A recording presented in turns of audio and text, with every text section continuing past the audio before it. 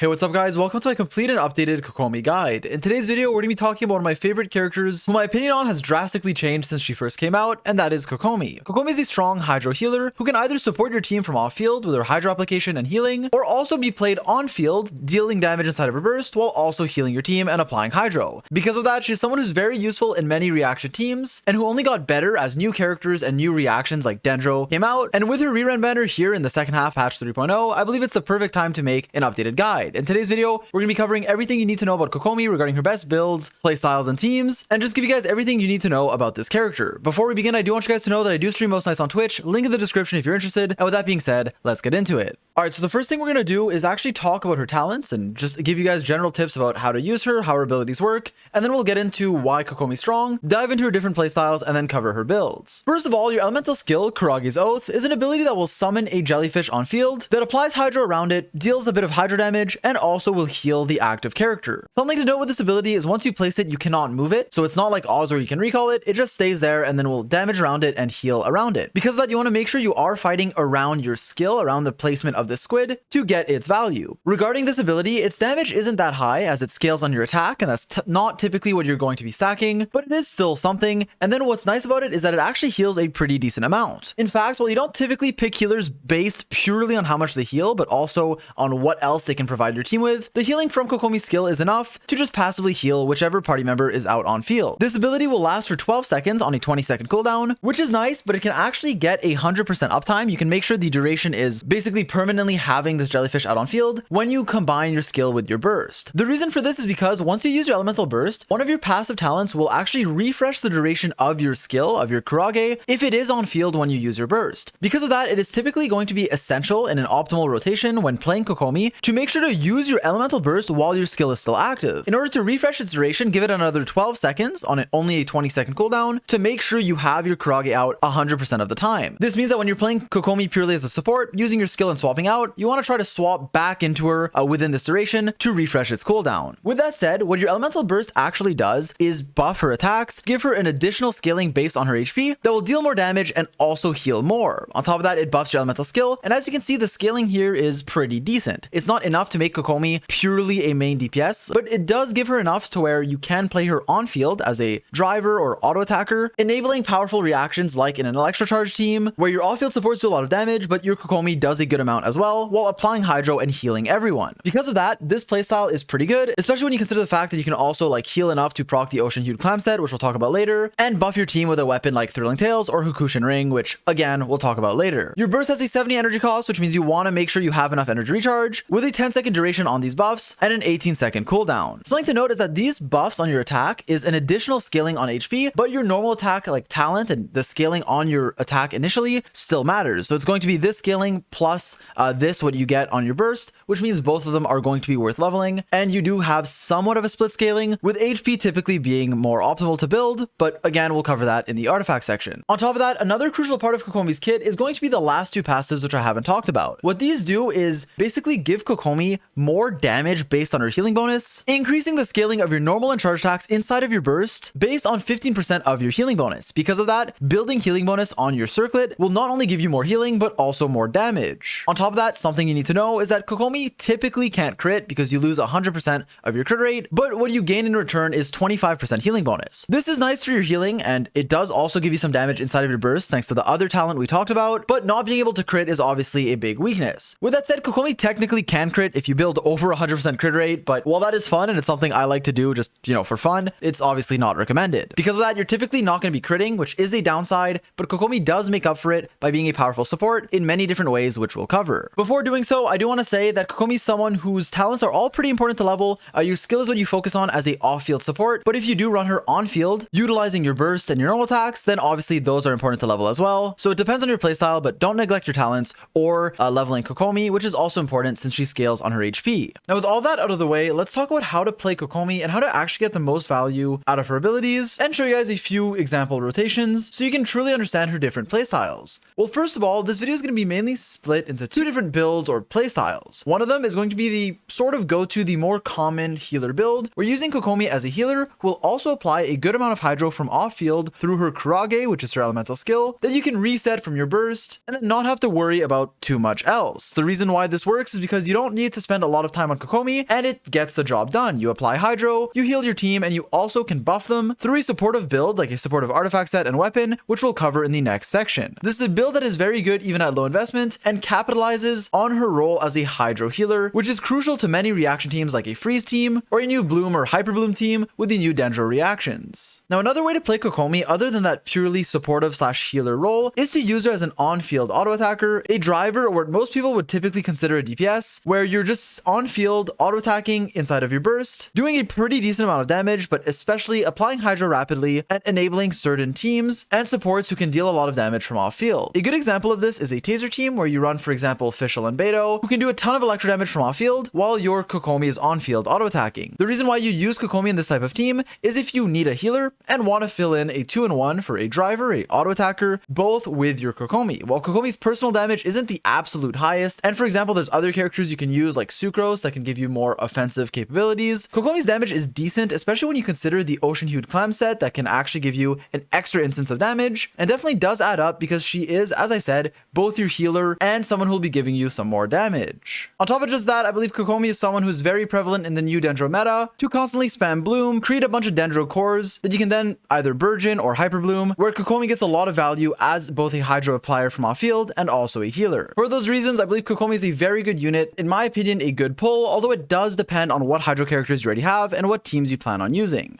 Alright, now with that out of the way, let's actually get into how to build your Kokomi, starting with her artifact sets. For this section, obviously it's going to be split based on how you choose to play Kokomi. If you choose to use her as a pure Hydro healer / support, where you use your skill and swap out and then reset your duration with your burst, then you're going to go for an artifact set that is obviously supportive and that can work from off-field. This is why the Tenacity of the Millith set, the 4-piece, is typically going to be your go-to for that type of build. This artifact set gives you 20% HP on the 2-piece, which is nice, and then the 4-piece will increase the attack of your party members by 20%, as well as giving them a bit more shield strength every time your skill hits an opponent, and this is an effect that can be triggered even from off-field. Because of that, this attack percent buff has a really good uptime with Kokomi, and so this 4-piece Tenacity of the Millith is going to be your general option for a supportive playstyle. With that said, another very interesting option is going to be actually the new Deepwood Memories. While this is a set that it looks like it's made for a Dendro character, it's in fact made for a Dendro team. While Kokomi isn't a Dendro character, she can very easily make use of the 4-piece set, which decreases the Dendro resistance of opponents by 30% for 8 seconds when your skill or burst hits an opponent, and once again, this can be triggered even from off-field. So as you can see, this set is good for the same reasons why the Millith set is good, because your skill constantly hits opponents from off-field, and in this case, you'll reduce their Dendro resistance. While this set can be used on a Dendro character as well, in for example a Tichnari team, you can run your Tichnari on either Gilded Dream set or 4-piece Wanderers, and then give this Deepwood Memory set to Kokomi, who can reduce the Dendro resistance of opponents. Because of that, those are the two like supportive sets that give you a lot of damage to your entire team, just passively, even without having to do too much. Other sets that can be good though are like Ocean Hued Clam, which is better for an on-field Kokomi, but is still decent even from off-field, as it'll give you healing bonus and passive damage in its 4-piece. The reason for this is because this set will deal more damage based on how much you heal through a bubble that deals physical damage. One of these bubbles can be produced every 3.5 seconds, and the damage scales based on, as I said, how much you heal for a maximum of 30,000 HP. Now, while an off-field support Kokomi can do pretty okay damage just by healing with your skill through the Ocean Hued Clam, it's typically not as recommended as the 4-piece Tenacity of the Millith or potentially Deepwood Memories in teams that can utilize their supportive effects. With that said though, for an on-field DPS Kokomi, the Ocean Hued Clam is going to be your best set in general. While you can also go for the 4-piece Heart of Depth for Hydro damage bonus and normal and charge attack bonus after using your skill, the 4-piece Ocean Hued Clam is typically your best overall for DPS. Now with that said, you can mix and match 2 pieces like Ocean Hued Clam, Heart of Depth, Tenacity of the Millith, or anything like that. And even if all you care about is healing, yes, technically Maiden's Beloved is viable, although personally I would not recommend that as much as the sets that I mentioned previously, as I believe maximizing your damage to be more important than maximizing your healing. Alright, now for the stats you want on your Kokomi's artifacts, there's actually quite a few options. In general, since Kokomi is someone who can't use crit, to maximize your damage, things like HP percent are going to be better. Because of that, the main stats you're looking for are HP percent to maximize healing and damage, energy recharge until you have enough to use your burst as often as you want to you to maintain your skill's uptime, and also attack percent can be decent for a bit more damage as well. Lastly, elemental mastery can be nice, especially if you are proccing many reactions like electrocharged, with HP and energy recharge typically being what everyone looks for. And so while those are all good substats, here's typically how you're going to pick your main stats. Well, first of all, you want to make sure you have enough energy recharge for Kokomi to use your burst however often you need. Many team comps where you use Kokomi want to make sure you can have your elemental skill out 100% of the time so that you can constantly be applying hydro on enemies and proccing very valuable reactions. So obviously you're gonna have to use your burst to reset its duration. Because of that, you can need quite a lot of energy recharge to make that happen. A pretty decent range is anywhere from 170 to 220 or sometimes even more. Like, this is a very wide range, but it does highly depend on the team comp you're running and if you're playing Kokomi on field or off field. So test out what works for you, with 170 to 220 being a general range. With that said, once you have enough energy recharge, I would recommend going for stats like HP percent on your sands, as this will amplify both your healing and your damage. Since your burst scales on HP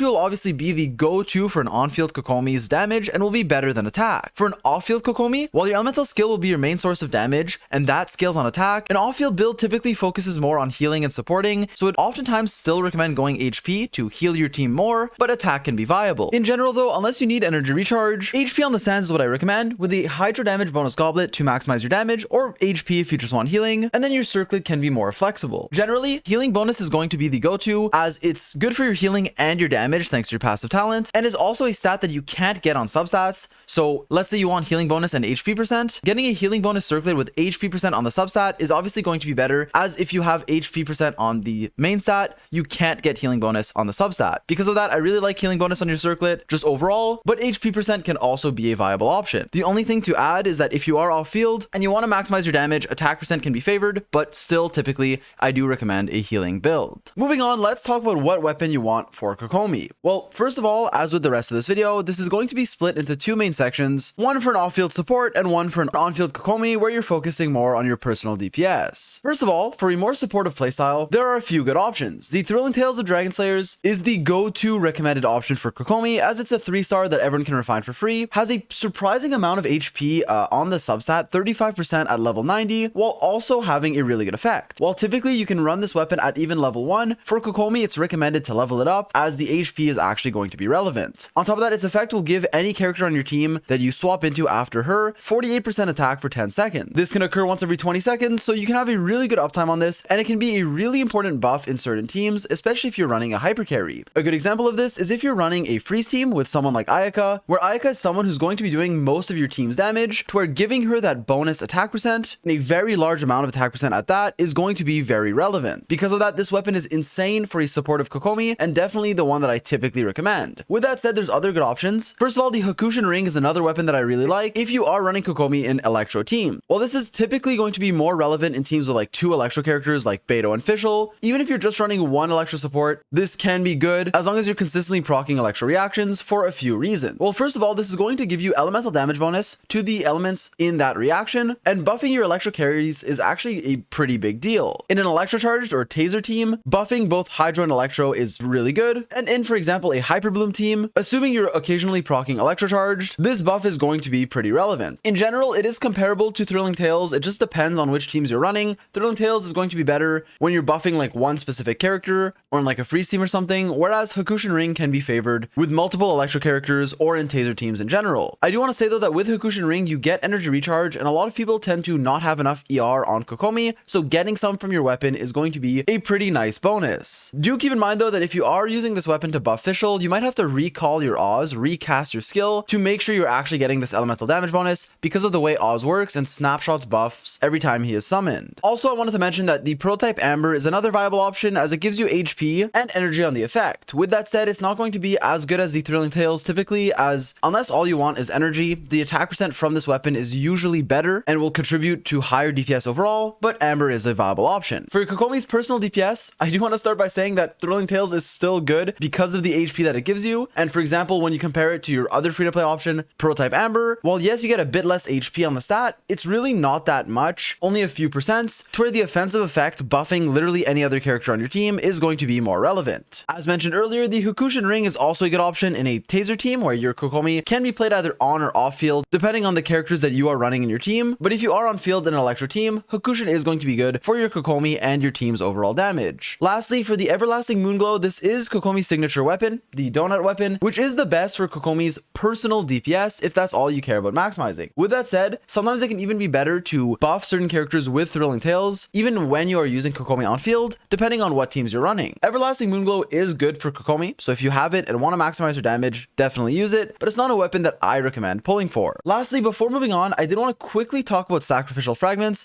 which is the weapon that is going to give you a ton of elemental mastery, and while this isn't particularly relevant for any teams in the game right now, if your Kokomi is going to be proccing reactions nonstop in something like a Bloom team, which right now, usually when you proc Bloom, you are setting it up to either use Electro or Pyro on it and proc either Hyper Bloom or Burgeon respectively. If there's a team that is going to be running purely, let's say, Dendro and Hydro in the future, and Kokomi is going to proc Bloom, then running Sacrificial Fragments with the Gilded Dream set could be a way to build Kokomi, especially with future Dendro characters. I want to mention this because Dendro is a new element, and this could be a meta build in the future. Next up, let's talk about Kokomi's constellations to give you guys a quick look at how good they are. First of all, your first constellation is going to be one of the better ones for your Kokomi's personal damage, as it will give your final normal attack in your combo when you are inside of your elemental burst an extra instance of Hydro damage. In fact, on your third normal attack, which is going to be the last one in your combo, will unleash this swimming fish that will deal 30% of your max HP as Hydro damage. This is going to be nice as you are typically spamming normal attacks with an on-field Kokomi, and it also applies Hydro separately, giving you another instance of Hydro application, which can be nice for certain reactions and for just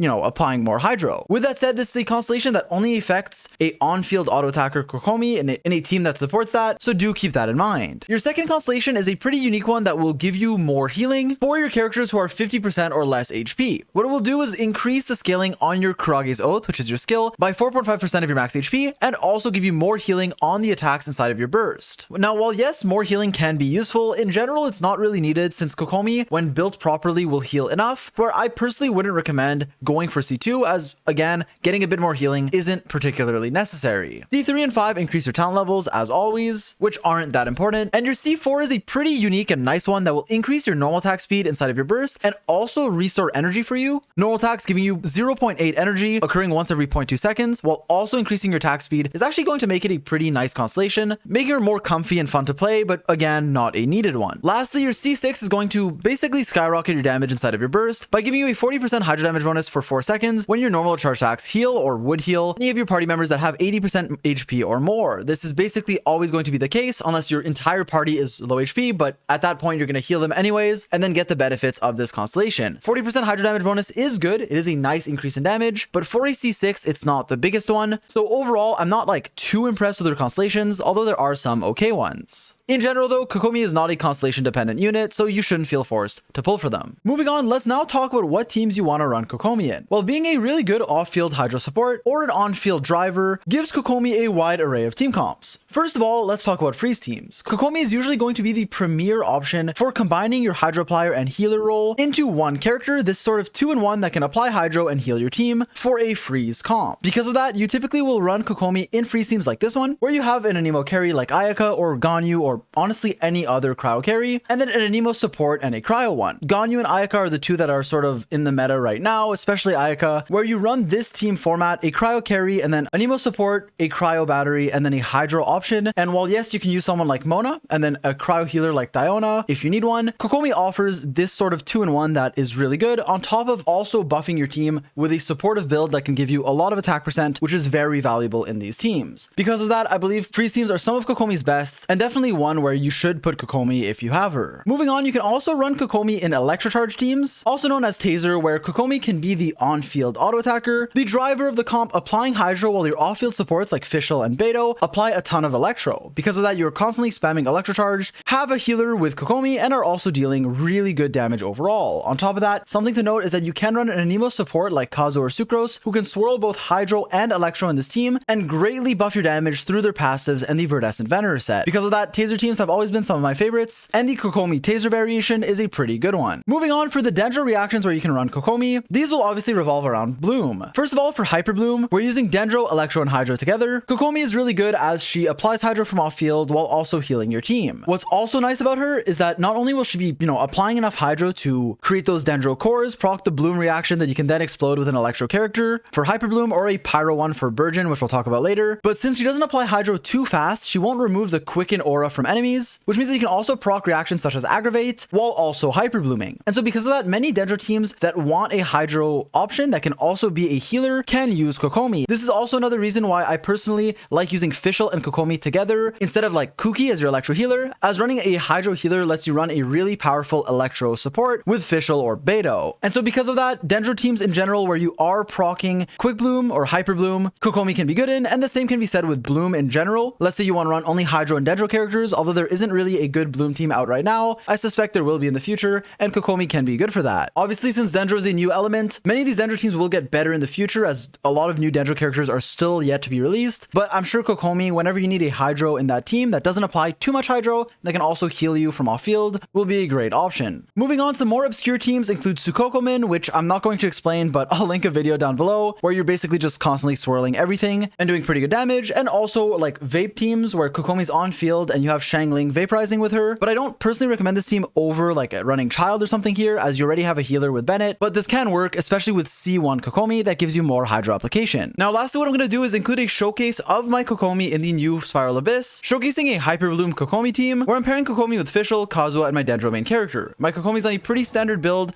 using the Ocean Hued Clam set and the Thrilling Tales with pretty okay artifacts, HP Sands, Hydro Goblet, and Healing Bonus Circlet for a pretty good amount of damage and healing. With that said, I hope the guide was helpful and I hope you'll enjoy the showcase. Let's go.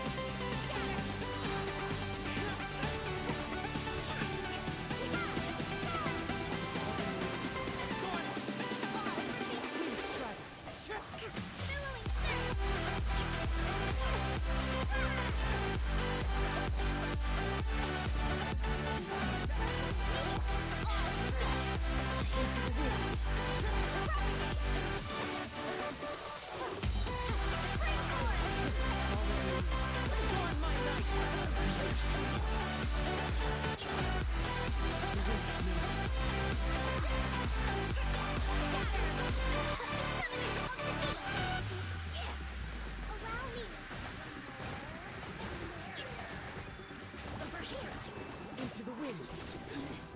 As one with wind and clouds. The wind knows me. Wings of darkness. Hold the line.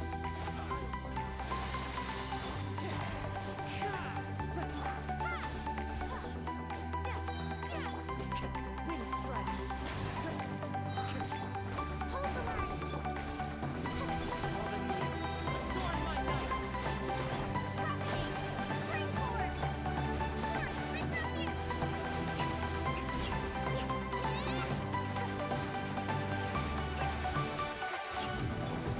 One with nature. Fallen leaves. Adorn it.